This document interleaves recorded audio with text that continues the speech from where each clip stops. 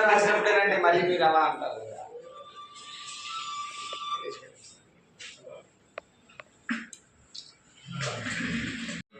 చల్లమూరి వెంకటభాస్కరరావు Ilyas Bhaskar Rama Naidu 38 years,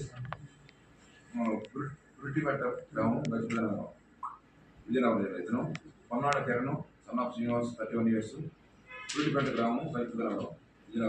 ఇద్దరు కూడా అదుపులో తీసుకుని విచారించగా వారి వద్ద నుండి ప్రకాశ్ నగర్ పోలీస్ స్టేషన్లో 3 కేసులతో పాటు రాజమహేంద్రవరం 3 కేసు, రాజానగరం కేసు, రావులపాలెం మరియు వేలు ఇటువంటి కేసుల్లో కూడా ఈ ఏటీఎం కార్డులు అంటే ఇది ఏమో ఏంటంటే ఏటీఎంకి ఎవరన్నా ఓల్డేజ్ పీపుల్ కానీ కొంచెం ఐడెంటిటీ పీపుల్ వచ్చినప్పుడు వాళ్ళు కార్డు పెట్టి దానికి డబ్బులు తీసుకోవడం చాలా టైం అంటారు.